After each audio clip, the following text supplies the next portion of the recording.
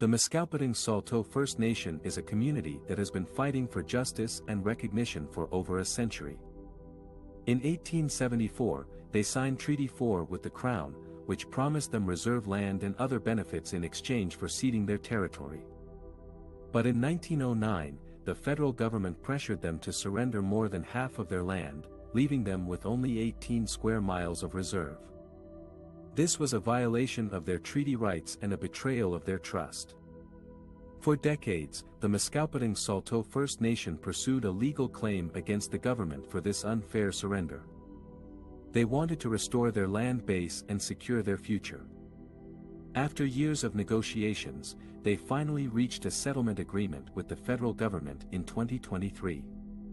The agreement would give them $150 million and allow them to purchase around 18,000 acres of land that can be converted to reserves. This would be a historic achievement for the First Nation and a step towards reconciliation. But there was one more hurdle to overcome: the agreement had to be ratified by the community members in a vote. The vote was held on May 13, 2023, and it required at least 50% of eligible voters to participate. Unfortunately, the turnout was only 48%, which meant that the vote was invalid. Despite the overwhelming support of those who voted, 99.7% voted in favor. The settlement agreement could not move forward. This was a devastating blow for the Mosquito-Grizzly Saulteaux First Nation, who had worked so hard to reach this point. The low turnout was partly due to the COVID-19 pandemic, which made it difficult for some members to vote in person or by mail. It was also partly due to a lack of awareness and engagement among some members, who did not understand the importance and implications of the vote. The First Nation now has an opportunity for a re-vote, but they need to mobilize their community and ensure that more people participate. They need to educate their members about the benefits and challenges of the settlement agreement, and how it will affect their lives and their future generations. They need to inspire their members to take part in this historic decision and make their voices heard. The Mosquito-Grizzly Saulteaux First Nation has come a long way in their struggle for justice and recognition. They have a chance to make history and secure their future with this settlement agreement. But they need your help to make it happen. Please support them by spreading the word, sharing this video, and encouraging them to vote. Together, we can make a difference. The vote was a crucial step for the Mosquito-Grizzly Saulteaux First Nation to move forward with a land settlement agreement with the federal government. The agreement would have compensated the First Nation for the loss of over 18,000 acres of reserve land that was illegally taken and sold by the Crown in 1909. The settlement would have also allowed the First Nation to purchase new land that could be converted to reserve status. However, the vote failed to meet the required threshold of 50% of eligible voters, as only 48% of members came out to vote. Out of those who voted, 99.7% voted in favor of the agreement. This shows that the majority of the community supported the settlement, but not enough people participated in the voting process. The low turnout was disappointing for the First Nations leadership, who had been working on this claim for decades and saw it as an opportunity to rebuild their reserve and improve their living conditions. Chief Melissa Tavita said she was surprised by the lack of interest from some of her community members, especially since this was a historic and significant moment for their First Nation. The First Nation now has a chance to hold a re-vote, but it is not clear when that will happen or if the outcome will be different. The First Nation will have to mobilize more voters and educate them about the benefits of the settlement.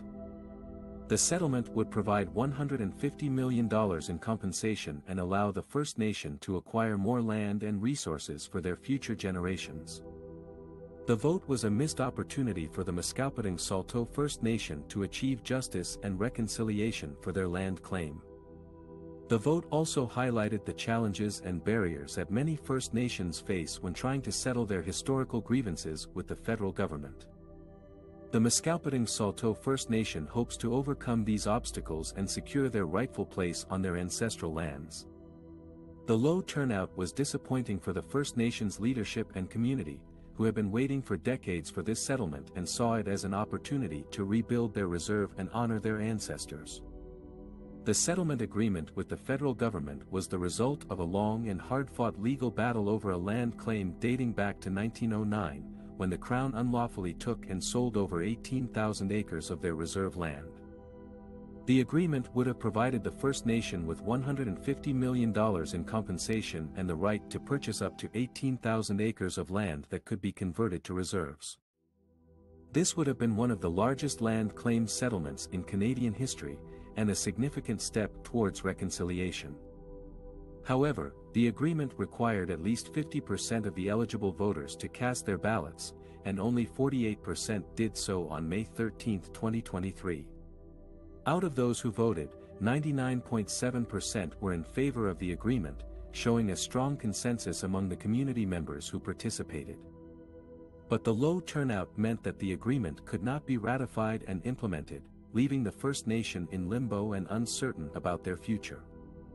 The First Nations chief, Melissa Tavita, expressed her frustration and sadness over the outcome, saying that this was something they had been waiting for since her mother was on council before her.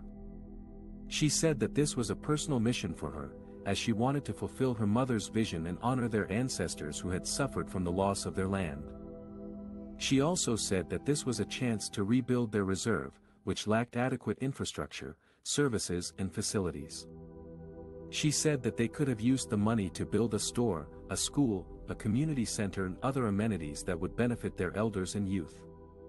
The First Nation has an option to hold a revote within 6 months, but it is not clear if they will do so or what the outcome will be.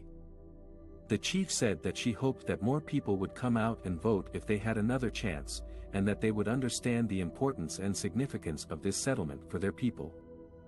She said that she would continue to work with the federal government and other partners to find a way forward and achieve justice for their land claim.